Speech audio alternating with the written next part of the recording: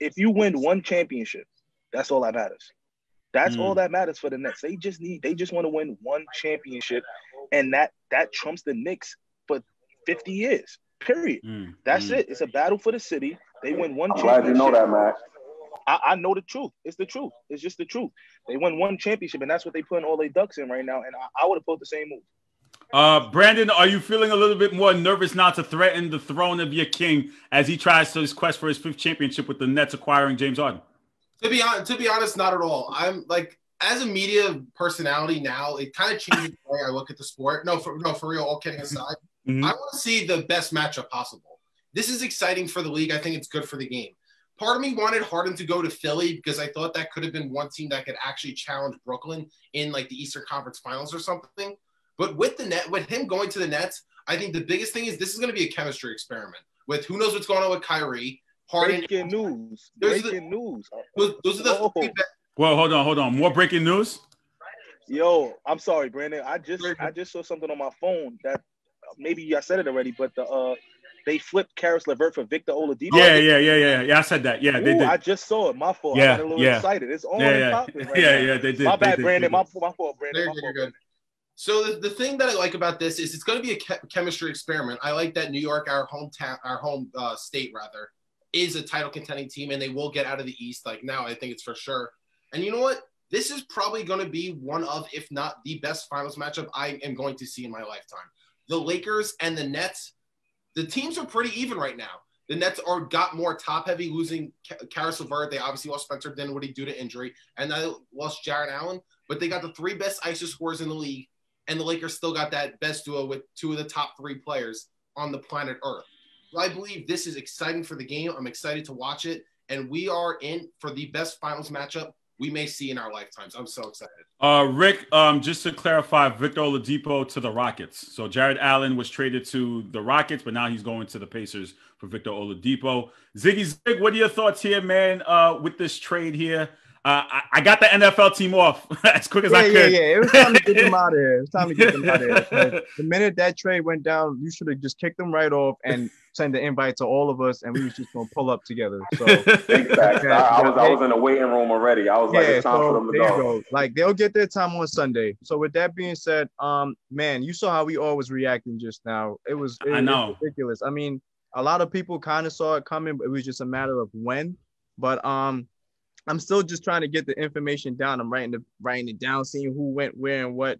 My only concern with this trade, right, is like Max said, if they win a championship, they go ahead. They in front of the Knicks. Some people already got them ahead of the Knicks. My thing is they traded a lot of draft picks, and if they do not get the championship in at least 3 to 4 years, that's gonna look real bad, man. It's gonna look real bad. And I'm wondering what's gonna happen now that Jared Allen is not on the team anymore. When DeAndre Jordan goes to that bench, who's gonna be that person to pick up the inside when you have to deal with when Kemba comes back, all those guards, Trae Young and those type of dudes. All of that being said, I got the Nets coming out the East, man. This is amazing. I'm not even going to lie to you. They coming out the East. I think I made a good switch adding that black and white to the team. I can't wait. And looking at your face. Hold on. No. You spoke already. Looking at your face. One thing. No. You don't like being interrupted. Let me finish real quick. Looking at your face, Carl, it makes me happy because I hate this topic, and I'm so glad you can see that, right? You can see that, right? Yeah, I know. You cursing, Brandon. The floor is yours, bro. So all the goofballs out there killing me to saying the Nets are getting out of the East now. I want an apology. And hold on. I called this slow start that the Nets would have. Did it go as ideally as it said? Not necessarily. I predicted before the season, I said on camera numerous times, the Nets will start 8-7. And right now they're on pace at 6-6. So for all the goofballs out there trolling me about the Nets, I just want That's only because Kyrie ain't been there, not because of anything else. In June, you can apologize for that as well. The Nets are going to the finals, and they will make the finals in 15 games or less. Anthony, you said in the comments, I thought you said you didn't like the trade. Is that true? I hated it. As a die-easy Nets fan, I hated it. Why did you hate it? Because you feel like the Lakers, like they're going to threaten the Lakers' throne, or why? No, not at all. Still repeat. It's still on schedule. Not at all. Okay, so why did you hate the trade? I didn't like it because I liked our team better before. It was, kind of dismantled by Harden. Like I liked it better with our everything. Wait, hold on. You said our team. Yeah, our team. Yeah. He's a Brooklyn Nets fan, Mac. Nah, man, nah. Brooklyn. We're not doing this, man. We're not doing this. You can't just have East Coast. This ain't Tupac and Biggie. You pick your best rapper on East Side. You go with the team, man. Why not? What do you mean? I was born and raised in Brooklyn. I'm rooting for the Lakers. I was born in Brooklyn. I was born and raised in Brooklyn too. What does that mean? That doesn't mean anything. So what does that mean? No, you wasn't. Stop it. You was born in Rhode Island somewhere. No. I moved to Long Island. I was born in Brooklyn. Sure. But like I said, I like the team better before. Again, I like us now, but again, I just liked us better before. I don't like losing LeVert or Allen. But again, we'll see what happens. We'll see how it works. I don't even like the three pieces of Kyrie, KD, and Harden unless Harden is going to actually take that step back. Especially like somebody said, oh, they have D'Antoni. That's actually not a good thing. That's a bad thing because we've seen what D'Antoni let Harden do or whatever the case. So that's not going to work over there. So I want to see what happens. But again, I don't like it. Okay, Coach. You gotta like it. So giving up Karis LeVert, giving up Jared Allen, that does make their roster a little bit thin. I mean, clearly you have a big three, but we all know when it comes down to the playoff time, you need your others. And I always like to say that the others are clearly underrated. Where do the Nets fill in the gap? And clearly they've been having their defensive problems early on, and you give up Jared Allen, who was one of your key defensive players. What do they do now? I mean, they got to fill in the gaps from within. You know, guys got to step up. The biggest thing that we haven't talked about, we talked about it before, is what really hurt the Nets is Spencer DeWitty going down. Yeah. Like that, he can guard, he defends, he's a strong player off the ball, on the ball. He's a guy that really would have gave that second unit a little more grit, you know, than they had before. But I'm not nervous about losing Jared Allen. Like, who was the backup center? Like, Kevin Looney became a household name when he was with the Warriors. Like, nobody knew who Kevin Looney was. And with the Warriors, when you play with those type of offensive firepower, you know, your defense can trickle down just a little bit because teams have to stop you as well. You know, that's the biggest thing. You know, who's going to stop that three-headed monster? You know, hopefully Kyrie comes back with his head on straight, you know, when he wants to come back and when he feels like he's able to, you know, participate in basketball activities. But who's going to stop those three guys on offense? You know, and then you still got guys like Joe Harris, you know, who can really shoot the ball. That they're spreading the court. I think they have probably a better offensive team than it's neck and neck with the Warriors that year when they had Steph Clay and Curry. The only difference is Draymond Green plays that point forward, so he's off the ball and he can really move the ball around to other guys. Well, on the Nets team, who's going to be the guy to really facilitate? That's Mac, my question. My fault, Mac. Real quick, you said Steph, Clay, and Curry. Did you mean KD? I mean, excuse me, Steph, Clay, and KD. My apology. Okay. Yeah, Steph, Clay, and KD. Like just the way they spread the court and they allowed other players to be open. Remember, the Warriors were leaving Livingston and Iguodala open. You can't leave Joe Harris open like that. You can't. Allen should have been the starting center also, though. He was really only on the bench because it was, you know, so it's not like he wasn't a piece. To me, he should have been starting. If not already, he was definitely going to be starting later on. I agree. So with this Kyrie situation, you know, when does he return? Is this still a issue now? I think this trade kind of knocks his storyline and what's going on with him out the water, and people are not focused on the trade. But now getting him back to the team, does he even come back? When does he come back? You know, Warm, what are your hearings about what's going on with Kyrie? It's a lot going on in the camp. You know, a lot of people being replaced, a lot of trainers being replaced, a lot of yes men being replaced. It's a lot of things going on in the camp right now. And first and foremost, the thing that wants to happen is for Kyrie to get his headspace right and deal with whatever he needs to deal with. You know, we can't everyone pushes this mental health thing in terms of all types of work. You know, everybody deals with different dramatic situations in a different way. And they say, take the time you need until you get back. Well, that's what he's doing. You know, the biggest thing is he's been in contact with the Nets organization.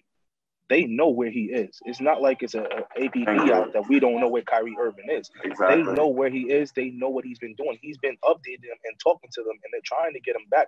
But there has been communications between the Nets and Kyrie Irving. So for all the people saying that, oh, he just disappeared. Listen, you're not for all the people in the comments who like, oh, you can't do this at your job. That's why you have your job. Everybody's job is different. Your job makes you go every day, and you can't call out. His job allows him. He's a talent that a lot of people, we don't have that talent.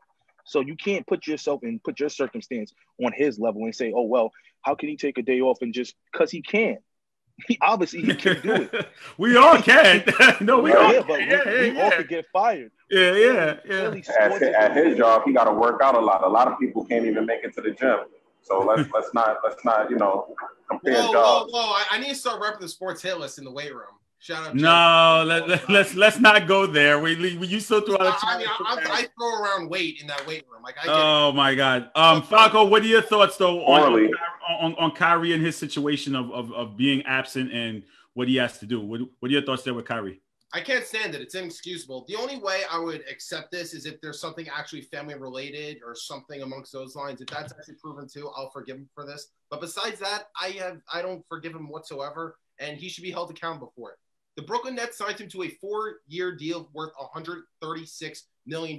You are paid to show up and play and ball out. There are millions and millions when he felt like it. Who would die. Hold on, Ed. So time out. So when LeBron took that week off a couple years ago just to go to South Beach to refresh. In 2015 with an injury? No. When he took the week off, listen, injuries you do at your you're paid to rehab at 15. Your he did it in 15. Yeah, he went to Miami. He went to Miami because he wanted to just refresh, restart, rejuvenate himself. That's what he wanted to do, and he did it, and it worked out. Like you can't like that's the thing. We're telling corporations and organizations how to run their business until the Nets general manager and the Nets coaching staff comes out and say this is inexcusable. We haven't been in contact with Kyrie. We don't know what's going on. We're all just flies on the wall trying to wait for any bit of information that we can hear. We don't know what's going on. And Brandon, I'm not coming at you because you have a right to your opinion. So whatever you're getting from the media, I understand what you're saying that he's paid and he should show up to work and such as that. But if his management and if the Nets management knows what's going on, we have no say to say how they run their organization. The ends justify the means for some NBA teams. That's what it comes down to. Nobody knows what he's doing, why he's doing it. There's no. The Nets know. How do you know? You just don't know. Because I know. All right. So then tell us then. You know, Matt can't say that. No, he can't do that. Come on, listen. I just trying to put him on fresh. I want to know. I just told you. Just because you don't know doesn't make it irrelevant. Like, wait, hold on. I just told you guys. There's a lot. I gave you hints. I said there's a lot of movement in the camp. There's a lot of movement with trainers. There's a lot of movement with yes men. I'm not going to go into detail about what's happening, who's moving what, and who's getting out where. I'm not going to go into detail for that. You got my number. Expect a phone call after this. There's a lot of things going on, but I do tell you this: the Nets organization has been in contact and has talked to Kyrie Irving. That's a fact. He's been in contact with them, and they have been in contact back and forth. Now, are they happy with the time frame? No. Clearly. They wish he would be back earlier. They understood the first couple of days. They wanted to come back earlier. But he is dealing with what he has to deal with the way he sees best to deal with it.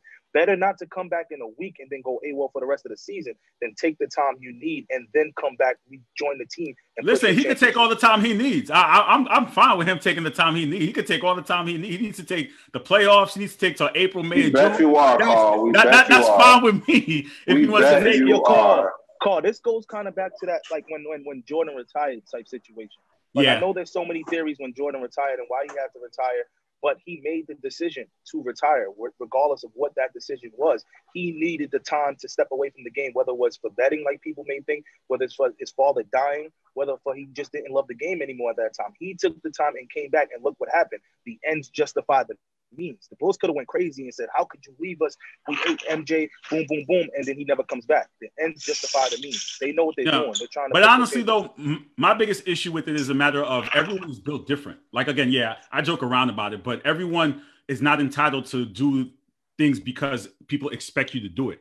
If his mind is not right for him to play basketball, who are we to tell him? And I think that's the problem. And tell him, and I think a little bit of it gets a lot too much because I'm just sitting here scrolling and reading and people saying, oh, Kyrie is this and Kyrie is a big baby. And I'm like, but you don't know his mental state. Everyone is not built the same way. So we can't have Carl, the level of expectations. Let me ask you this real quick, Carl. Where are these people getting this information from?